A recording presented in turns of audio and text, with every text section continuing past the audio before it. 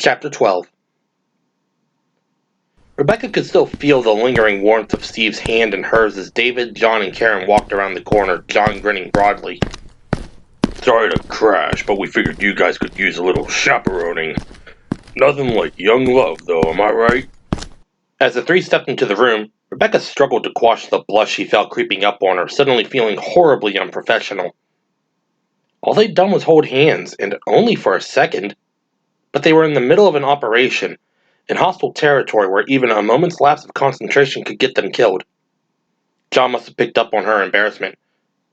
Don't mind me. I'm just giving Steve a hard time. I didn't mean anything by it. I think we have more important things to discuss. We need an update, and I have a few things I'd like to go over. He nodded towards the journal she still held. They found the room but didn't touch anything. Did you find anything useful? She nodded, relieved by the news and glad for the change of subject. It looks like there are only 4 tri-squads, though the entry that mentioned it is 6 months old. David looked relieved. Oh, that's excellent. John and Karen had another encounter outside of D. Managed to get 5 of them. That means there may only be 1 team left. They pulled chairs away from the small tables that lined the walls, forming them in a loose semicircle in the middle of the room. David stayed standing, addressing them solemnly. I'd like to do a quick recap, to make certain we're all on the same page before we go any further. In short, this facility was used for T-virus experimentation and has been taken over by one of the researchers for unknown reasons. The other workers have been killed, and the office is purged of incriminating evidence. Rebecca believes that the biochemist Nicholas Griffith is responsible, and the fact that the grounds are still being patrolled suggests that he's alive somewhere in the compound, though I don't feel we should concern ourselves with trying to find him.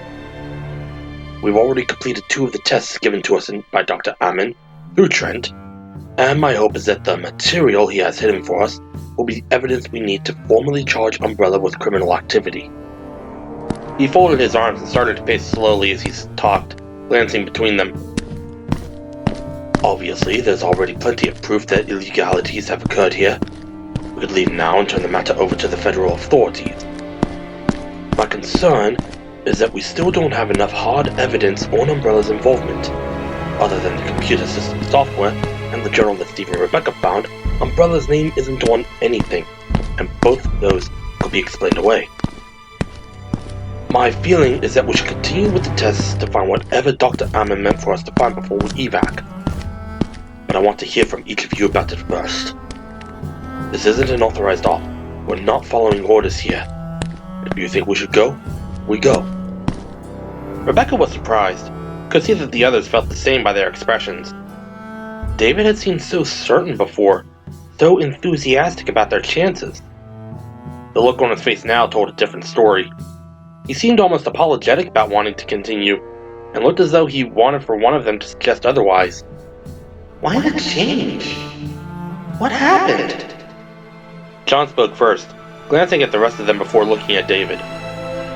Well, we made it this far. If there's only one more group of zombies out there, I say we finish up. Rebecca nodded. Yeah, we still haven't found the main lab. We don't know why Griffith did this. Whether he suffered a psychotic break or is actually hiding something. We may not find out, but it's worth a look. Plus, what if he destroys more evidence after we've gone? I agree. If the S.T.A.R.S are as deeply involved with Umbrella as it looks, we're not going to get another chance. This may be our only opportunity to dig up a connection. And we're already so close, the 3rd test is right here. We do that one, we're 1 step away from finishing. I'm up for it. At the strange sound of her voice, Rebecca turned to look at her, noticing for the first time that Karen didn't look so good. Her eyes were bloodshot, her complexion almost a pallor. Are you okay? Yeah. Headache. Must be a migraine, she looks like hell. What is it, David? What's eating you? You know something you're not telling us? David stared at them for a moment, then shook his head. No, nothing like that. I have a bad feeling. Or rather, a feeling that something bad is going to happen. Little late for that, don't you think? Where were you when we got into the raft? David half smiled in response, rubbing the back of his neck. Thank you, John. I'd almost forgotten. So it's decided then.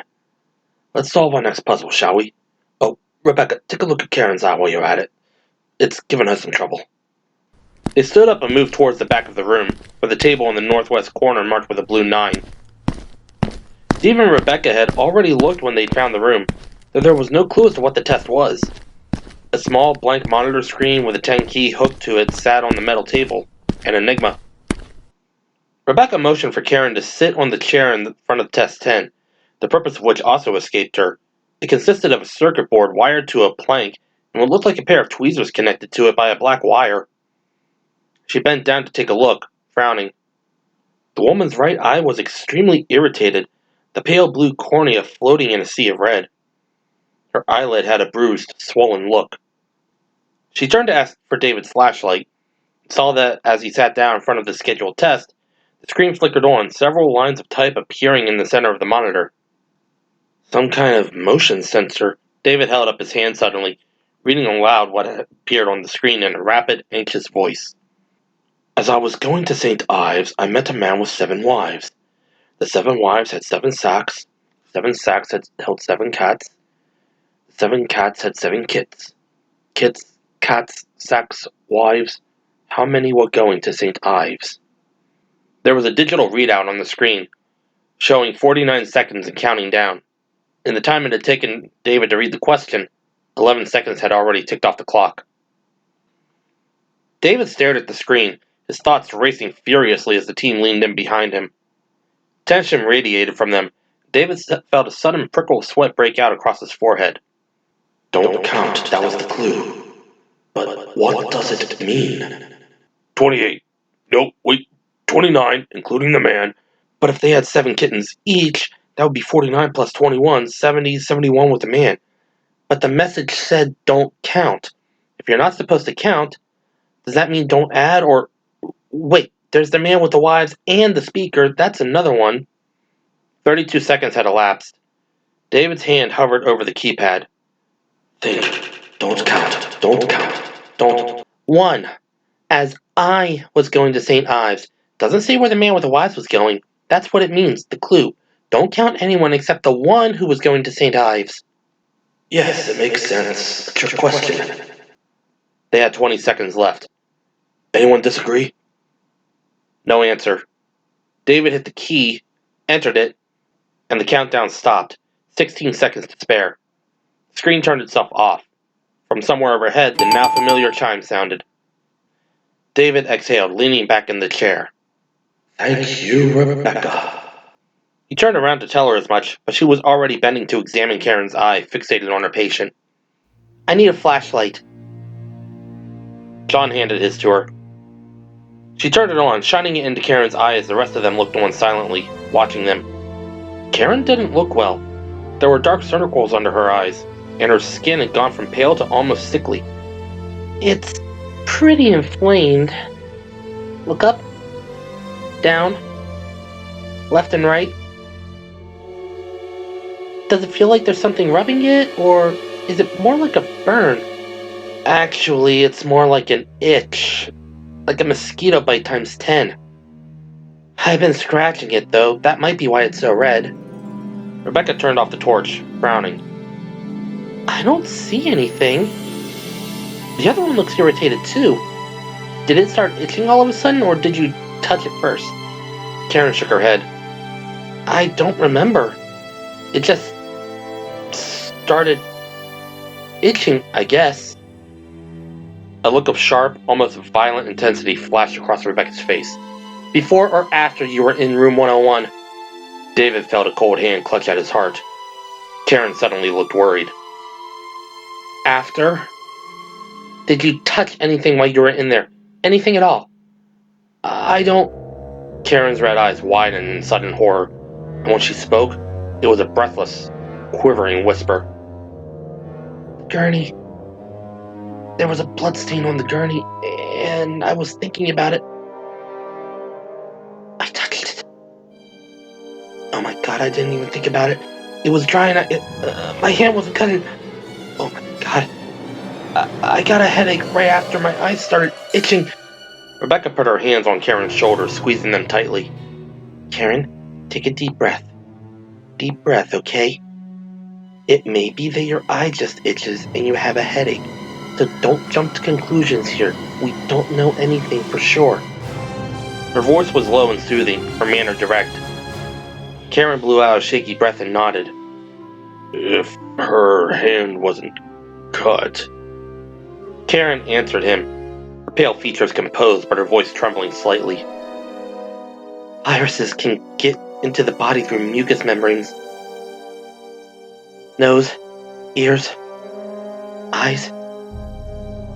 I knew that, but I didn't think about it. I wasn't thinking about it. She looked up at Rebecca. David could see that she was struggling to maintain her composure. If I am infected, how long? How long before I become incapacitated? Rebecca shook her head. I don't know. David felt as though a raging blackness had enveloped him. A cloud of fear and worry and guilt so vast that it threatened to overwhelm his ability to move, even to think. My fault. My responsibility. There's a vaccine, right? His dark gaze darted between Karen and Rebecca. There's a cure. Wouldn't they have a shot or something here if someone got it by accident? They'd have to, wouldn't they? David felt a sudden surge of desperate hope. Is it possible? The young biochemist nodded, slowly at first, but then eagerly. Yeah, it's possible. It's probable. They created it. She looked at David seriously, urgently. We have to find the Maine lab, where they synthesized the virus, and quickly. They developed the cure. That's where the information would be. Rebecca trailed off, and David could see what she'd left unspoken in her troubled gaze. If there was a cure. If Dr. Griffith hadn't taken the information there too. If they could find it in time. Ammon's message. In that note, he said we should destroy the lab. Maybe he left us a map or directions. David stood up, his hope building. Karen, are you feeling well enough to... Yes, let's go. Her red eyes were bright with fervent intensity, a mix of despair and wild hope that made David's heart ache to see. God, Karen, I'm so sorry. Double time. Let's move. They jogged quickly for the front of the building. John's jaw clenched, his thoughts a grimly determined loop of angry intention. No way some goddamn bug is taking Karen down. No chance. If I find the bastard who set this nightmare up, he's dead, capital D, dead meat. Not Karen. No way in hell. They reached the front door and silently drew their weapons, checking them, tensely impatient for David to give the signal. Karen, always so cool and collected in times of stress, had a shocked vagueness about her, like she'd just been kicked in the gut and hadn't yet managed to take a breath. It was the same look that John had seen time and again on the faces of disaster survivors. The haunted disbelief in the eyes, slack and terrible blankness of expression that spoke of a yawning emptiness deep inside. It hurt him to see her like that. Hurt him and made him even angrier. Karen Driver wasn't supposed to look like that. I lead. John and back. Straight line. John saw that he looked almost as freaked as Karen, though in a different way. It was guilt gnawing at their captain. He could see it in his reluctant gaze, the tight set of his mouth. John wished he could tell him that blaming himself was wrong. But there wasn't time, and he didn't have the right words for it. David would have to take care of himself, just as they all would. Ready? Go! David pushed the door open, and they were slipping through back into the gentle hiss of waves and the pale blue light of the moon. David, then Karen, Steve, Rebecca, and finally John, crouched and running across the packed dirt of the open compound. There was darkness and the scent of pine, of salt. John's soldier mind wasn't telling him anything he didn't already know as they pounded through the shadows. There was only anger and fear for Karen, making the sudden blast of M16 fire a total surprise. Shit! John dove for the ground as the thundering rattle opened up on their right. Saw that they were just over halfway to Block E as he rolled and started to fire. Then the air was filled with a blast of 9mm rounds crashing over the steady pulse of automatic rifles. Can't see, can't target. He found the muzzle flashes at 3 o'clock and jerked the Beretta around, squeezing the trigger 6, 7, 8 times. The stutter of orange-white light blocked the shooters from view, but he saw one of the flashes disappear, heard the clatter decrease, and a rage overtook him.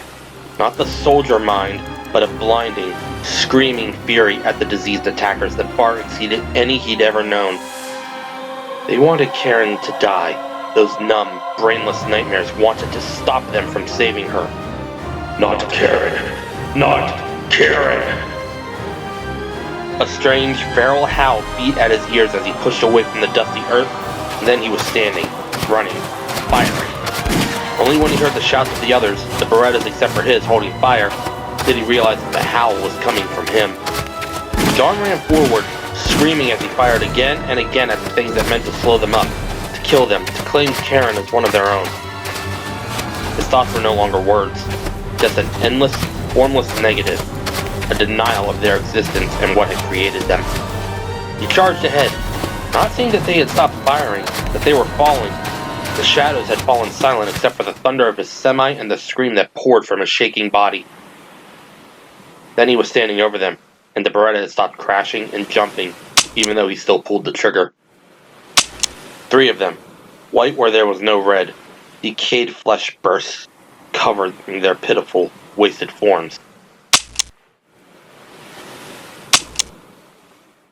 One of them had a face that was a mass of puckered scar tissue, twisting white risers of gnarled skin except for where a fresh, bloody hole had punctured through its forehead. Another, one eye spattered against its withered cheek, pulling viscous fluid in the rotting cup of its ear. Third was still alive. Half of its throat was gone, tattered to a pulp, and its mouth opened and closed soundlessly, opened and closed, its filmed dark eyes blinking slowly up at him. He was dry firing, the scream dying away in his ragged throat. It was the sound of the hammer falling uselessly against hot metal that finally released him from the rage. That and the slow, helpless blink of the wretched thing at his feet. It didn't know what it was. It didn't know who they were. Once it had been a man, and now it was rotting garbage with a gun, and a mission it couldn't possibly understand. They took his soul. John? A warm hand on his back, Karen's voice low and easy next to him. Steve and David stepped into view, staring down at the gaping, blinking shell of humanity in the shade of moonlight, the last remnant of an experiment in madness. Yeah, I'm here. David trained his Beretta on the monster's skull and spoke softly. Stand back. John turned away, started walking back to their last destination with Karen at his side, Rebecca's slight form in front of him. The shot was incredibly loud, a booming crack that seemed to shake the ground beneath their feet. Not Karen. Oh, please, not one of us. That's no way to go out. No way to die. Then David and Steve were with them, and without speaking, they broke into a jog for Block E, moving quickly through the emptiness that had claimed the night. The Tri-Squads were no more, but the disease that made them might even now be coursing through Karen's body, turning her into a creature with no mind, no soul, doomed to a fate worse than death. John picked up speed, silently swearing to himself that if they found this Dr. Griffith, he was going to be awfully goddamned sorry that they did. Chapter 13. The E-Block was no different than the first 4 they'd encountered, as bland and industrial and stale as the rest of them, a study in concrete efficiency. They moved quickly through the stuffy halls, turning on lights as they went, searching for the room that held the final clue to Dr. Ammon's secret. It didn't take long. Almost half of the structure was taken up by an indoor shooting range, where David had found boxes of loaded M16 mags, but no rifles to go with them. John had asked if he should retrieve the Tri-Squad's weapons, which Rebecca promptly vetoed. Rifles were hot, probably crawling with virus. Like Karen's blood by now. Streams of replicating variants bursting from cells. searching for new cells to attach to and use and destroy. Here! Steve called from further down the winding corridor, and Rebecca hurried towards him, Karen and John not far behind. David was already standing with Steve by the closed door. The red, green, and blue triangles, a sign that they'd hid on the right room. Steve's gaze seemed to eke her out, but was blank of all emotion except worry. She didn't mind, noted it only absently. Karen's infection, John's insane run at the Tri-Squads. There wasn't room in her for anything but the need to find the lab, to find help for Karen. Steve opened the door and they filed inside, Rebecca continuing to watch Karen closely for signs that the virus had progressed, and wondering what she should do with the information she picked up so far about the amplification time. She didn't really have any doubts that Karen had been exposed, and knew that no one else did either. But what should she say? Do I tell her that it might only take hours? Do I pull David aside? There's a cure. She has to get it before the damage is too great, before it starts to fry her brain, before it dumps so much dopamine into her that she stops being Karen Driver and becomes something else. Rebecca didn't know how to handle it. They were already doing all that they could, as fast as they could, and she didn't know enough about the T-virus to assume anything. She didn't want to see Karen any more terrified than she was already. The woman was doing her best to control it, but it was obvious that she was on the edge of a breakdown, from the desperation in her blood-red eyes to the growing tremor of her hands. And the Tri-Squads had almost certainly been injected with a much larger amount than Karen had been exposed to. Maybe she had days. First symptoms in less than an hour? Don't kid yourself. You have to tell her, to warn her and everyone else what could happen. Soon. She pushed the thought aside almost frantically, looking around at the room they'd entered. It was smaller than the test chambers they'd come across, and emptier. There was a long meeting table pushed to the back, a half-dozen chairs behind it. In the front of the room was a small shelf coming off the wall, only a few feet long and a foot deep. There were 3 large buttons on the flat surface, red, green, and blue. The wall behind the shelf was tiled in large, smooth gray tiles that made some kind of industrial plastic. That's it. Blue to access. Without a second's hesitation, David walked to the counter and pushed the blue button, and a woman's voice spoke coolly from a hidden speaker above them, startling them. It was a recording, the bland tone eerily reminding Rebecca of the final moments at the Spencer estate, the triggering system tape. Blue series completed. Access reward. One of the tiles behind the shelf slid away, revealing a dark recess set into the concrete. As David reached into the hidden space, Rebecca felt a surge of frustrated anger and disgust for Umbrella, for what she realized they had done. It was despicable. All those tests, all that work, set up to dole out treats to T-virus victims. Get through the red series, good dog, here's your bone. And what was their reward for making it through the test? A piece of meat? Drugs to ease their hunger? Maybe a brand new weapon for them to train with? Jesus, did they even understand what they've been doing? She saw the same curled sneers of horror and disgust on the faces of the others, and saw the same growing dismay as they watched David pull a single tiny item from the recess, what looked like a credit card with a slip of paper stuck to one side. They gathered around him as he held the item up, his dark gaze heavy with an almost manic disappointment. It was a light green key card, the kind used to open electronic doors, blank except for a magnetic strip, and the scrawled words of the small square paper said only Lighthouse, Axis 135, Southwest East. Handwriting's the same as on Ammon's note. Maybe the lab is in the lighthouse. Only one way to find out. Let's go. He seemed angry, the same look he wore since their discovery of Karen's exposure to the virus. After watching him charge the Tri-Squads outside, Rebecca almost hoped that they'd come across Dr. Griffith. John would tear him apart. David nodded, slipping the card into his vest. The fear and guilt that he felt were obvious, playing across his features in a constant, twitching mask. Right, Karen? She nodded, and Rebecca saw that her already pale skin had taken on a waxy tone. as if the top layers were becoming translucent. Even as she watched, Karen started to scratch absently at her arms. Yeah, I'm good. She has to know. She deserves to know. Rebecca knew it couldn't wait any longer. Choosing her words carefully, aware of their limited time, she turned to Karen and spoke as calmly as she could. Look, I don't know what they've done with the T-virus here, but there's a chance that you could start to experience more advanced symptoms in a relatively short amount of time. It's important that you tell all of us how you're doing, physically and psychologically. Any changes at all, we need to know, okay? Karen smiled weakly, still scratching at her arms. I'm scared shitless, how's that? And I'm starting to itch all over. She turned her red eyes to David, then to Steve and John before looking back at Rebecca. If I start to act irrationally, you'll do something, won't you?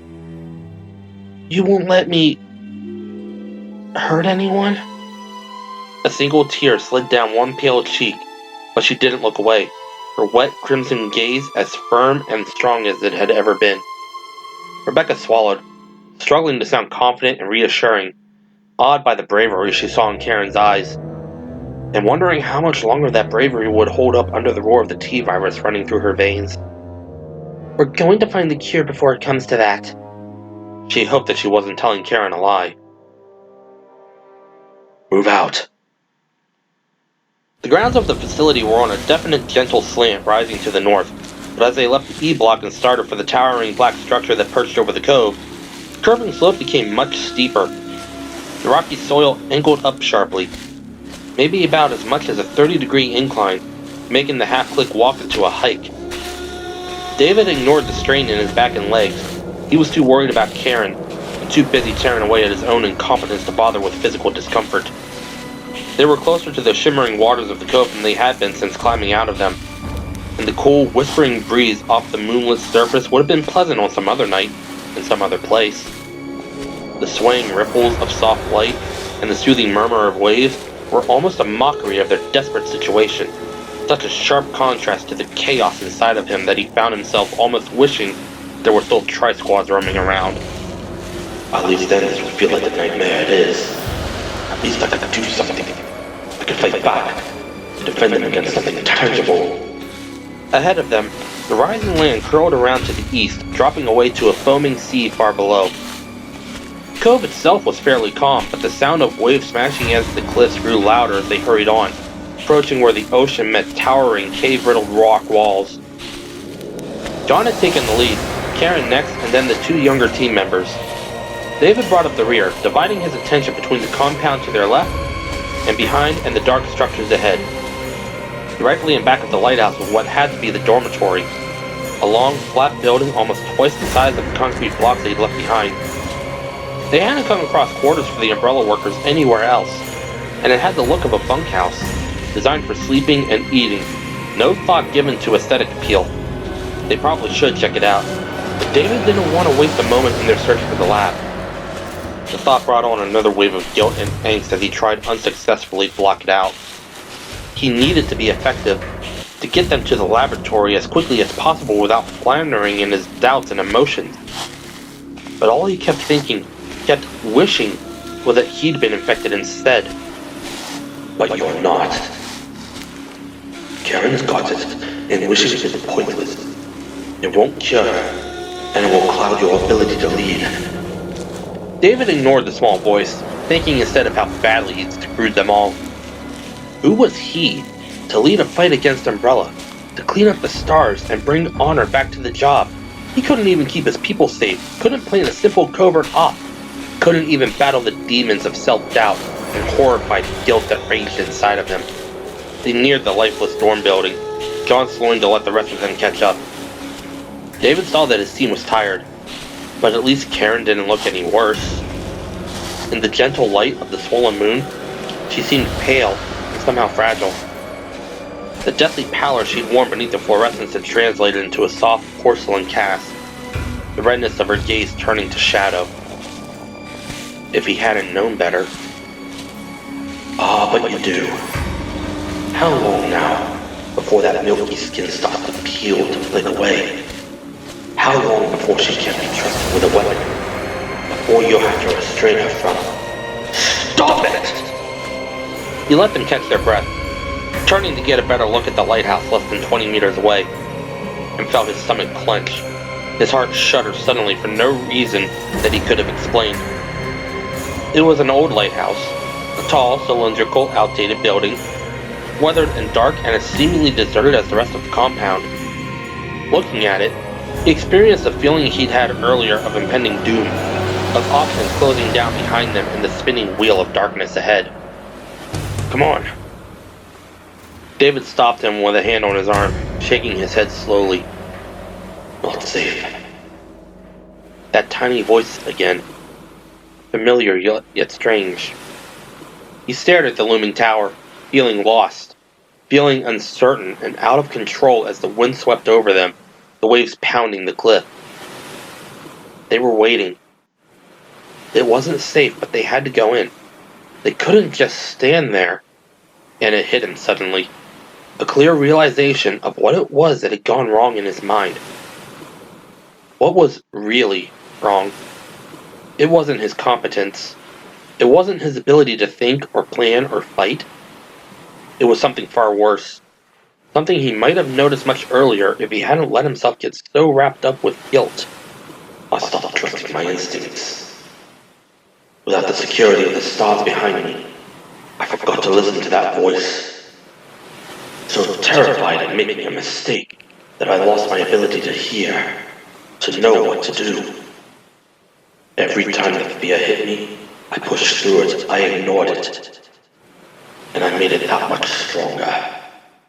Even as he thought it, as he believed it, he felt the blackness of doubt lift from his exhausted thoughts. The guilt eased back, allowing a kind of clarity to filter through, and with it, the tiny voice inside took on a power that he'd almost forgotten it could have. It's not safe, so hit the door fast, to and low, the rest high and covered outside. All of this flashed through his mind in seconds. He turned to look at his team, watching him, waiting for him to lead. And for the first time in what felt like an eternity, he knew that he could. I think it's a trap.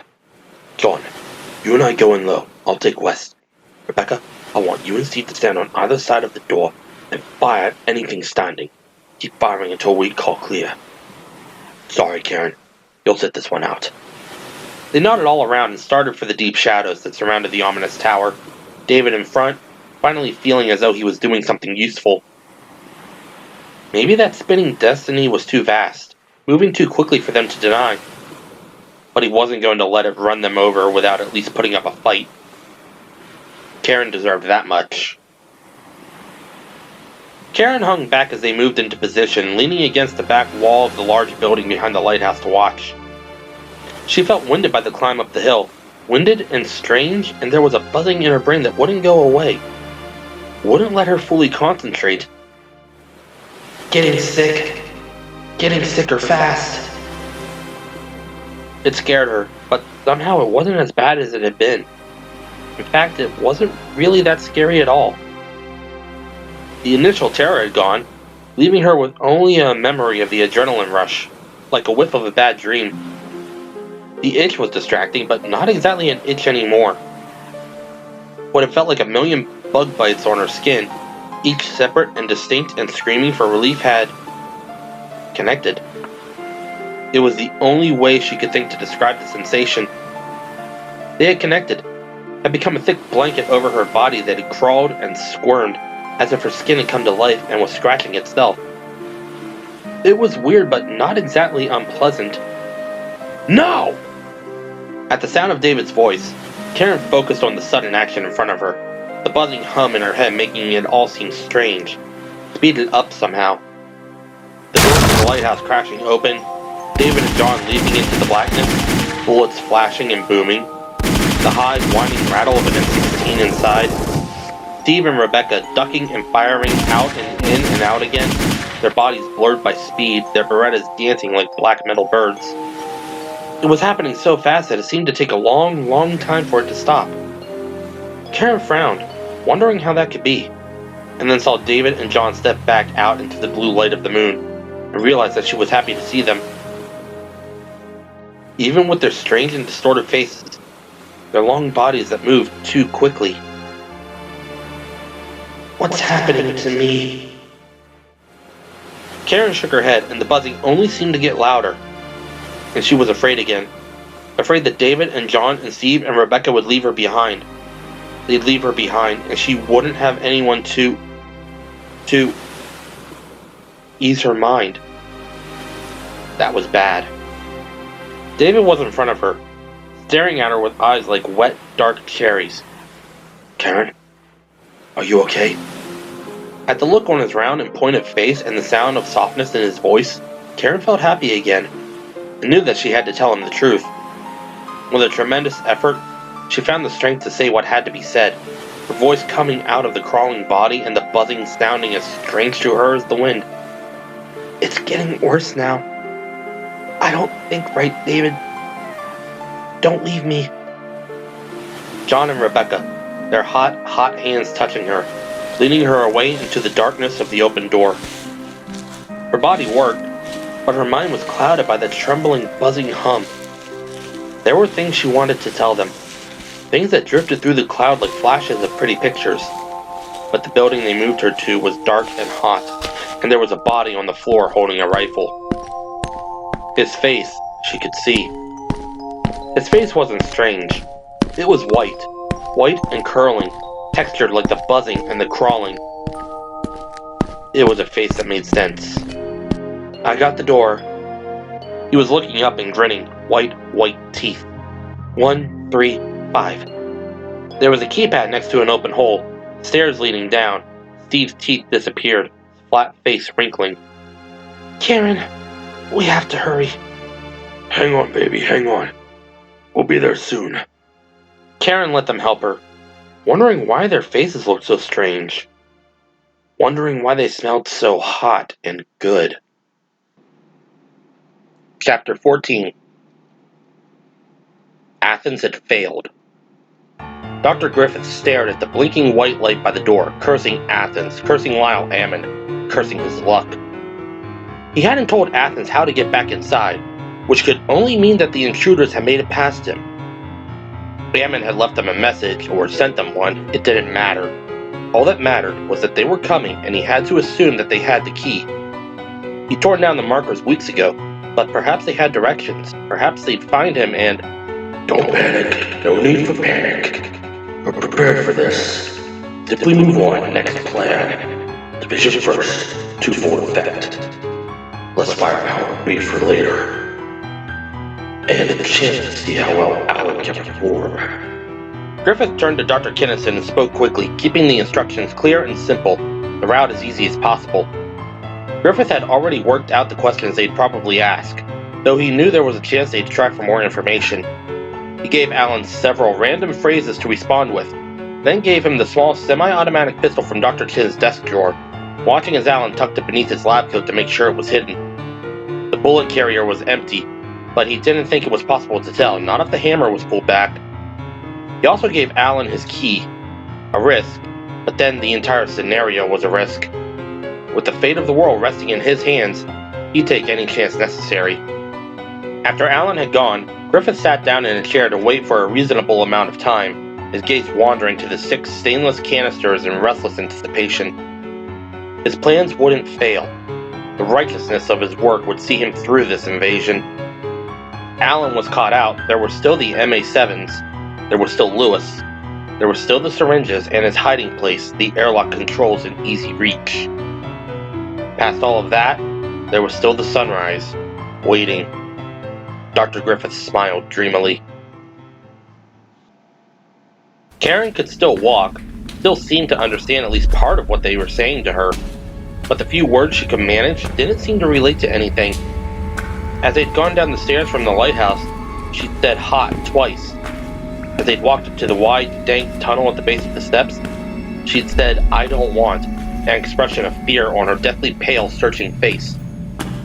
Rebecca was terrified that even if they found a way to reverse the viral load, it would be too late. It had all happened so suddenly, so fast that she could still hardly comprehend it. There had been a man waiting for them in the darkness of the lighthouse, trapped just as David had intuited. As soon as they'd gone in, he'd opened fire with an automatic rifle, strafing the door from the shadows beneath the winding metal stairs. Thanks to David's plan, it had been over in seconds, and as Steve had discovered the access door and punched in the code, Rebecca and John looked over their waiting attacker, had seen in the narrow beam of John's flashlight that the man had been infected. Paperwhite skin was flaking and creased with strange, peeling-edged lines.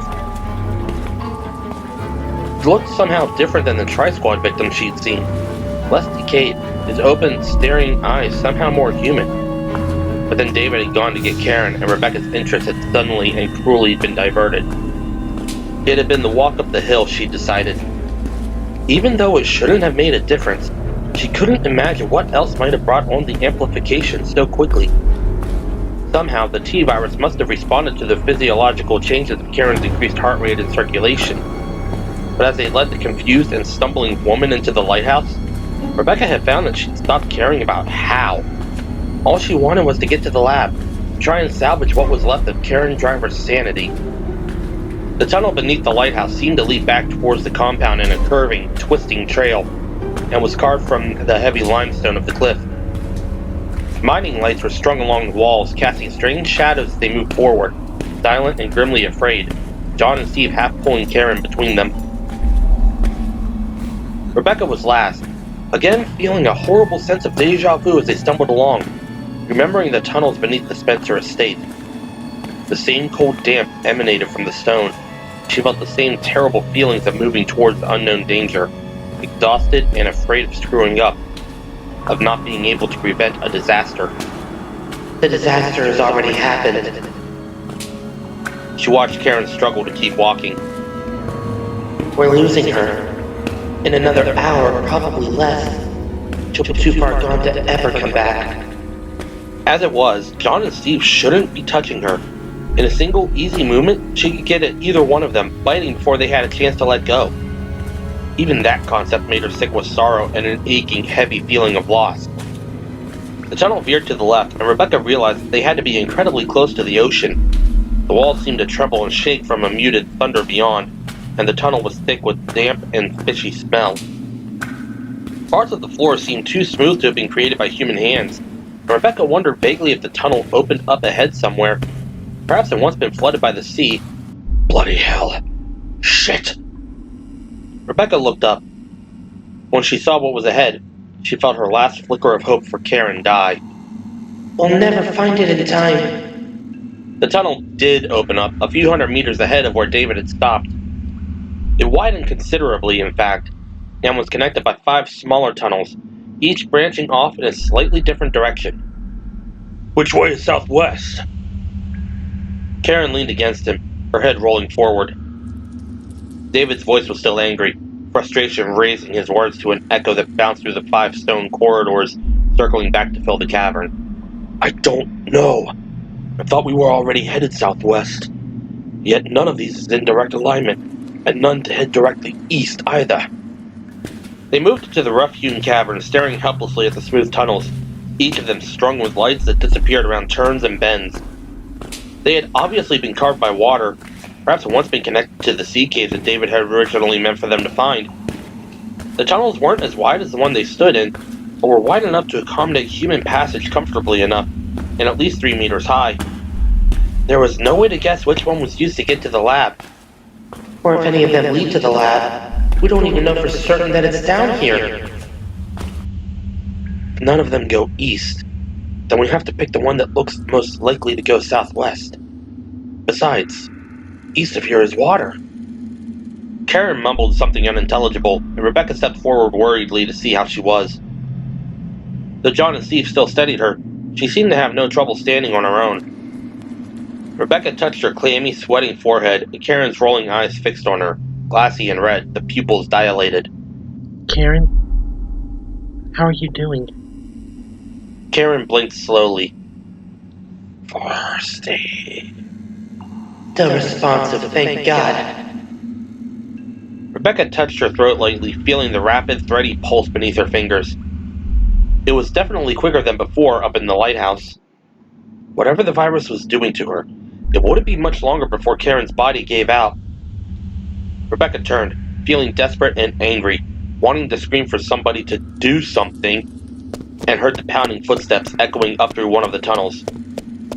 She grabbed for her Beretta, saw John and David do the same as Steve held on to Karen. Which one? Where's it coming from? Griffith? Is it Griffith? The sound seemed to circle, coming from everywhere at once, and then Rebecca saw him, appearing from around a corner in the passage second from the right. A stumbling figure, a flapping, dusty lab coat, and then he saw them. And even from 15 meters away, Rebecca could see the stunned and almost hysterical joy that swept across his face. The man ran for them, his short brown hair wild and disheveled, his eyes bright and lips trembling. He wasn't holding any kind of weapon, though Rebecca kept hers raised. Oh, thank God! Thank God! You have to help me! Dr. Thurman, he's gone mad! We have to get out of here! He staggered out of the tunnel and nearly ran into David, apparently oblivious to the pistols trained on him as he babbled on. We have to go! There's a boat we can use! We have to get out before he kills us all! David shot a glance back, saw that Rebecca and John still had him covered. He tucked the Beretta into his side holster and stepped forward, taking the man's arm. Easy. Calm down. Who are you? Do you work here? Alan Kennison. Thurman kept me locked up in the lab, but he heard you coming and I managed to get away. But he's crazy. You have to help me get to the boat. There's a radio. We can call for help. The lab. Which way is the laboratory? Kennison didn't seem to hear him, too panicked by whatever he thought Thurman might do to them. The radio's on the boat. We can call for help and then get away. The laboratory. Listen to me. Did you just come from there? Kennison turned and pointed to the tunnel that was next to the one he'd come from, the one in the middle. The lab is that way. He pointed back the way he'd come. And the boat's down there. These caves are like a maze. Though he seemed to have calmed slightly as he pointed to the tunnels, when he turned back to face them, he looked as hysterical as he had before. He seemed to be in his mid-30s at first glance, but David noticed that he had deep lines etched at the corners of his eyes and mouth and realized he had to be much older. Whoever he was and however old he was caught in the grip of an almost mindless panic. The radio's on the boat. We can call for help and then get away. David's thoughts raced in time with his pounding heart. This was it. This was their chance. We get to the lab, make this Thurman give us a cure, and get out of this place before anyone else gets hurt. He turned to look at the others, saw the same hopeful looks that he knew he wore. John and Steve both nodded sharply. Rebecca didn't look as enthused. She jerked her head back, motioning for David to move out of Kennison's earshot. Excuse us for a moment. There was a forced politeness that he didn't feel. Kennison was one of the researchers from Trent's list. We have to hurry! The man babbled, but he didn't follow as David stepped back towards the others, the four of them leaning in together to talk, Karen resting against Steve's arm. Rebecca's voice was hushed and worried. David, we can't take Karen to the lab if Thurman is there. What if we have to fight? John nodded, shooting a glance at the wide-eyed researcher. And I don't think we should leave this guy alone. He's likely to take off with our ride home. David frowned, thinking. Steve was the better shot, but John was stronger. They had to force Thurman to give them the T-virus cure. John could probably intimidate him more easily. We split up. Steve, you take Karen to the boat. Keep an eye on Kennison. We'll go to the lab, get what we need, and then meet you there. Agreed? Tight nods, and then David turned, addressing Kennison. We need to get to the laboratory, but our friend Karen isn't well. We'd like for you to take her and escort to the boat and wait for us. Kennison's eyes seemed to blank out for just a second, the strange, vacant look there and gone so quickly that David wasn't even sure he'd seen it. We have to hurry. He then turned and started back down the passage he'd appeared from, walking at a brisk pace. David felt a sudden worry, staring at Kennison's rapidly receding back, his dirty lab coat floating out behind him. He didn't even ask who we are. As Steve and Karen started to enter the tunnel, David touched Steve's arm, speaking softly. Watch him carefully, Steve. We'll be there as soon as we can. Steve nodded and moved off after the strange Dr. Kennison. Karen stumbling along next to him. John and Rebecca were already standing in front of the middle passageway, weapons still in hand. The chamber shook as outside a muffled thunder roared. Without speaking, the three of them started down the gloomy tunnel in a tired but determined jog, ready to face the human monster behind the many tragedies of Caliban Cove. They turned the first corner, Karen hanging onto his shoulder with a cold and sweating hand, and the researcher was just rounding a bend farther ahead, a good 100 meters away. Steve caught a glimpse of the fluttering white and the heel of the black loafer, and then he was out of sight, clattering footsteps moving away. Great. Lost in a goddamn sea cave labyrinth because Dr. Strangelove has a schedule to keep. Karen let out a low moan of distress. Steve felt the cold, hard knot in his stomach clench tighter. His fear of getting lost, nothing next to the fear he felt for Karen. She was leaning on him more heavily, feet dragging against the dank limestone floor. David, John, Rebecca, please hurry. Please don't let Karen get any worse. He pulled her along as quickly as he could, concerned about catching up to Kinnison, worried about the others putting themselves in danger, afraid for the desperately sick woman who clung to his side. Except for meeting Rebecca, it had been the worst day of his life. He'd only been with the S.T.A.R.S for a year and a half, and while he'd been in threatening situations before, they didn't come close to what he'd experienced in the few short hours since they'd been knocked out of the sea raft. Sea monsters, zombies with guns, and now Karen. Smart, serious Karen losing her mind, maybe turning into one of those things. We're so close to getting out of here, and it may still be too late. As they reached the turn in the tunnel, Steve realized that he couldn't hear Kinnison's footsteps anymore. He staggered around the corner, thinking that he should call for him to wait up, not to get too far ahead, and he stopped cold, his gut plummeting to somewhere around his knees. Kinnison stood 2 meters away, holding a .25 semi-automatic, his face and eyes as strangely blank and lifeless as a mannequin's. He stepped forward and pressed the small bore into Steve's stomach, hard, jerking the Beretta out of his holster and then stepping back. The flat-eyed doctor moved to one side, now holding both weapons on them as he motioned for Steve to move in front of him. Watch him carefully, Steve. Steve held on to Karen's side, fumbling through his thoughts for a way to stall, to reason with Kinnison, his body tensing to spring even as his brain screamed at him to go along, not to get shot. But what happened to Karen? You will come to the lab, or I'll kill you. It was the infectionless voice of a computer, coming from the blankly merciless face of a man who suddenly didn't seem human, not at all. We know what you did here. We know all about your goddamn tri-squads. We know about the T-virus, and if you want to get out of this without, you will come to the lab, or I'll kill you. Steve felt a helpless shudder run through his body. Kinnison's tone hadn't altered at all, gaze as fixed and emotionless as the voice. Steve noticed the lines then, the deep, spidering lines that swept away from his cold brown eyes, sat at the corners of his slack and expressionless lips. We'll come to the lab, or I'll kill you. This time he raised both weapons, holding them inches away from Karen's sagging head. Steve knew she was dying, knew that there was a good chance she'd lose against the virus and become a violent, insane creature before the night was through. But I have to protect her for as long as I can. If I sacrificed her to save myself, there was even a chance that she could have been cured.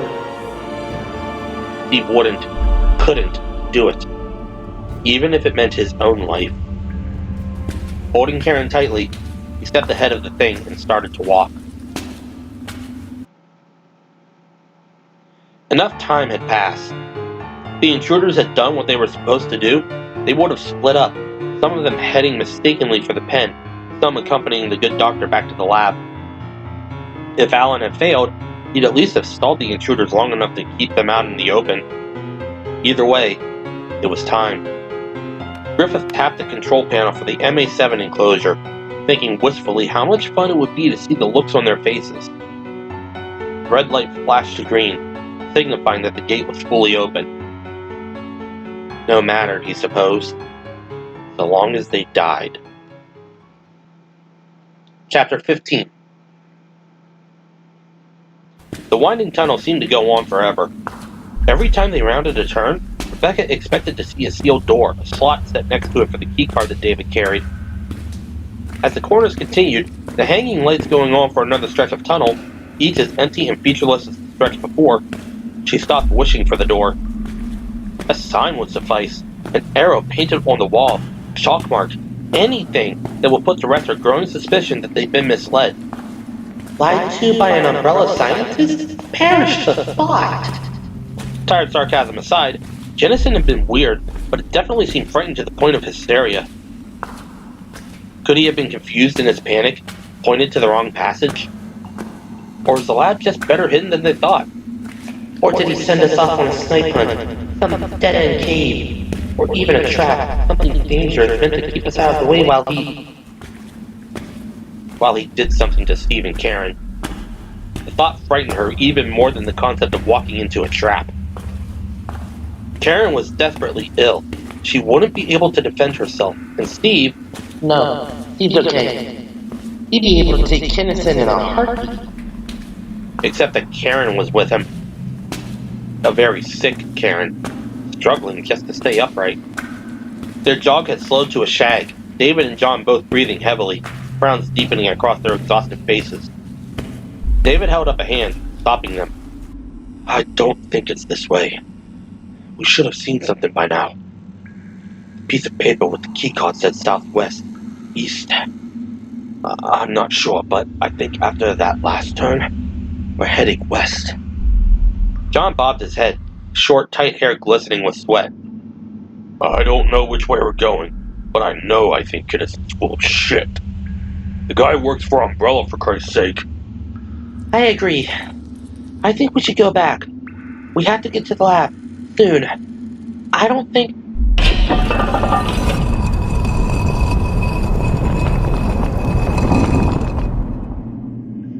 They froze, staring at each other. From somewhere farther down the endless tunnel, something made of heavy metal had just been moved. The lab? Could it... A low, strange sound cut her off, the words dying in her throat as the noise picked up strength. It was like nothing she'd ever heard before. A dog howling, combined with an off-key whistling whine, and the sound of a newborn baby's desperate cry. It was a lonely, terrible sound, rising and falling through the tunnel, finally building to a warbling, mournful shriek. And then it was joined by several others. She was suddenly absolutely certain that she didn't want to see what was making that sound, even as David started backing up, his face pale and eyes wide. Run! He trained his Beretta on the empty passage ahead of them, waiting until they had stumbled past before turning to follow. Rebecca felt a burst of incredible energy as adrenaline gushed into her body, sent her sprinting through the shadowy tunnel to escape the rising shrieks of whatever was behind them. John was just in front of her, his muscled arms and legs pumping madly. She could hear the clattering steps of David on her heels. The howls were getting louder. Rebecca could feel the stone vibrate beneath her flying feet, the heavy, galloping steps of the shrieking beast thundering after them. Not gonna make it! Even as she realized that they'd be overtaken, she heard David gasp out, "Next turn!" And as they reached the end of the empty stretch where the tunnel curved again, Rebecca whirled around, raising the Beretta in her sweating, shaking hand, training it back on the last turn they'd taken. John and David flanked her, gasping, 9mm aimed alongside hers. 20 meters of blank passage, filled with the now deafening cries of their unseen pursuers. As the first of them tore into view, all three of them fired, slugs ripping into the creature that at first Rebecca thought was a lioness, then a giant lizard, then a dog. She caught only a mad patchwork vision of the impossible thing, seeing parts of it that her mind fit into a hole. The slitted cat-like pupils, giant snake head, a gaping, slavering jaw filled with bladed teeth, the squat and powerful barrel-chested body, sand-colored, the thick legs bowing in front, muscular, springing haunches propelling it towards them at an incredible speed. And even as the bullets found its strange reptilian flesh, there was another behind it, and the first explosive round smacked into the thick body of the closest creature, knocked it off its clawed feet, staggered it backwards as blooms of watery blood splattered the tunnel walls. and shaking its head, screaming in ferocious sorrow, it launched itself at them again. Oh shit! Rebecca squeezed the trigger again. 4, 5, 6. Her mind screaming as loudly as the two monstrous animals that ran at them. 8, 9, 10. And the first went down, stayed down. But there was still the second, and now a third, tearing down the tunnel, and the Beretta only held 15 rounds. We're gonna die! David jumped back, behind the line of thundering fire. An empty clip skittered across the floor, and then he was next to her again, aiming and squeezing, the Beretta jerking smoothly in his practiced hand. Rebecca counted her last round and stumbled backward, praying that she could do it as fast as David, and saw that the third animal was stumbling back, its wide chest gushing in thin streamers of red. It collapsed into the puddle of watery fluid it created and stayed there. Nothing in the tunnel moved, but there were at least 2 more around the corner. Their wailing cries continued to wax them way through the tunnel. They stayed back, out of sight, as if they knew what had happened to their siblings, and were too smart to charge into waiting death. Fall back. Still aiming at the blind corner, they started to edge backward, the shrieks of the hybrid creatures rolling over them in lonely, terrible waves. Griffith moved quickly away from the door when he heard the key in the lock, not wanting to be too close to whomever Alan had brought along.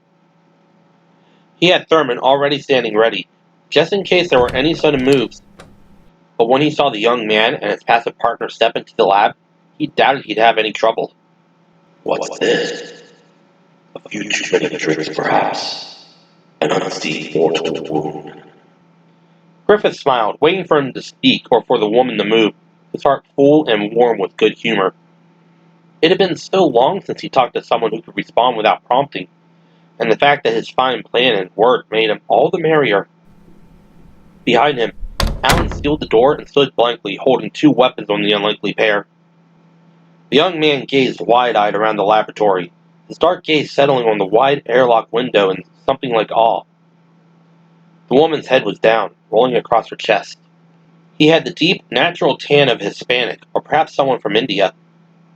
Not too tall, but sturdy enough. Yes, he'd do quite nicely. Since this might even have been the one to destroy Athens, there was a certain poetic justice being served. The youth's darting gaze finally settled on Griffith, curious and not altogether frightened as Griffith would have liked. We'll see about that. Where are we? You're in a chemical research laboratory, approximately 20 meters below the surface of Caliban Cove. Interesting, yes?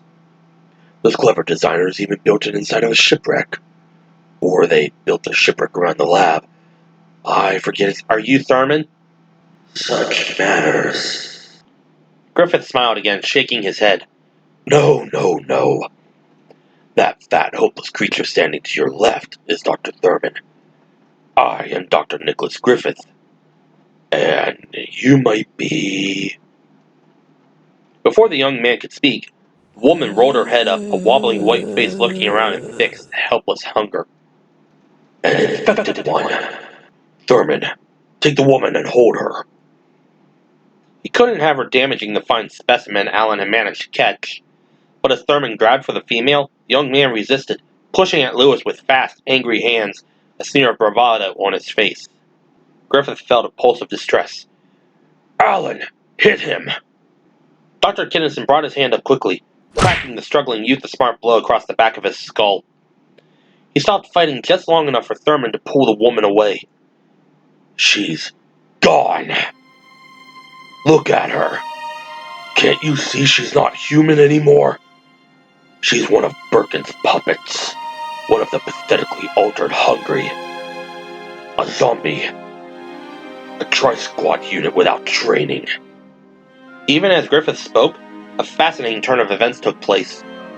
The woman squirmed around in Thurman's grasp, and with one quick movement, darted forward and bit into Lewis's face.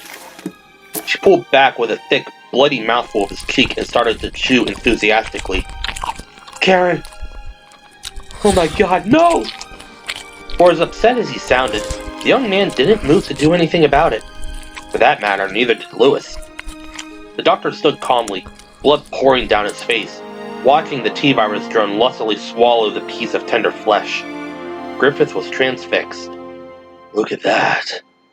Not a grimace of pain. Not a flutter of emotion. Smile, Lewis. Thurman grinned even as the woman lunged forward again, managing to snag his protruding lower lip. With a wet, tearing sound, the lip ripped away, exposing an even wider grin. Blood gushed. The woman chewed. Amazing. Absolutely breathtaking. The young man was quivering, his deep tan undershot with a sickly pallor.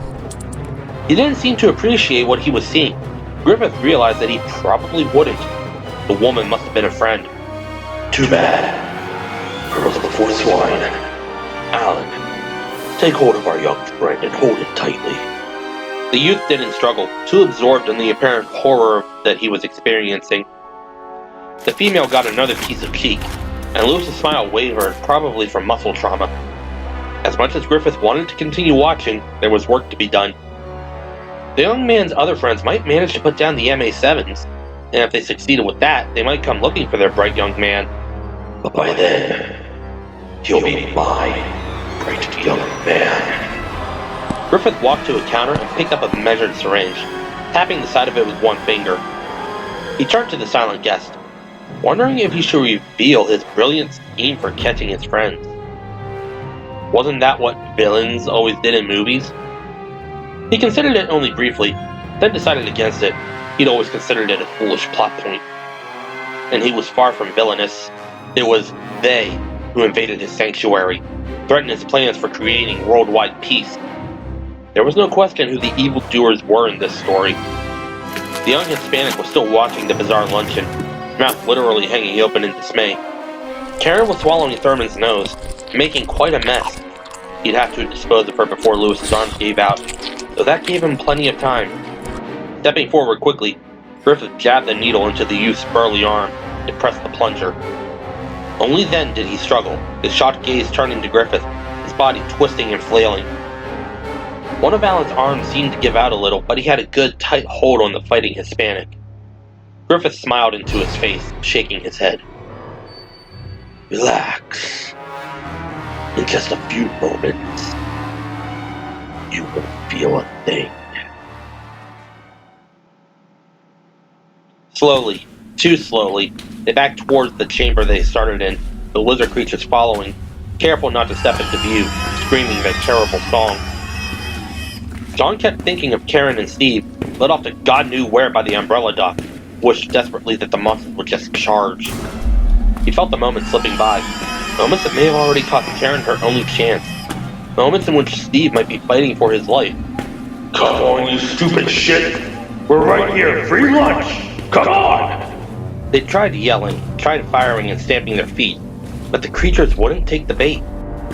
Once, David had tried to fake them out, the three of them slipping back around the corner, and when the big lizards had skulked through the tunnel after them, they'd jumped back around and started blasting. John got a single round into one of them, and they'd seen that there were only two of the beasts left, but both had gotten to cover before any serious damage had been done, and hadn't fallen for the ploy again. Sly bastards! What the hell are they waiting for? Neither Rebecca nor David answered, since they'd already discussed it, talking over the creeping shrieks of the stalking monsters. They were waiting for the three of them to turn around. After what felt like an eternity of slow motion, backing through the empty tunnel one sliding step at a time, they heard the distant, familiar sound of the cavernous chamber they'd left, muffled waves and thundering vibrations as background to the echoing howls. Thank God. Thank God. How long? 15, 20 minutes? When we get into the open, flank the tunnel. I'm going to turn and run, draw them out. Rebecca shook her head, her young features pinched with worry. You're a better shot than I am, and I can run faster. I should do it. They had almost reached the chamber. John shot a glance at David, could see him struggling with the decision. Finally, he nodded, sighing. Right. Run as fast as you can, back for the stairs to the lighthouse. We'll pick them off as soon as they're too far along to turn around. Got it. Just say when. John could feel the change in the air just behind him. The draft had swirled around the underground chamber, fluttering against the back of his neck. Another step, and they were surrounded by open space. John quickly sidestepped, standing between the tunnel they just backed out of and the one next to it. He saw David get into position, Rebecca standing perfectly still in the mouth of the passage. Go! Rebecca spun and ran, sprinting away, and John tensed, Beretta held close to his face, listening for the rising shrieks, the pound of feet. Now! They both swung into the passage, firing.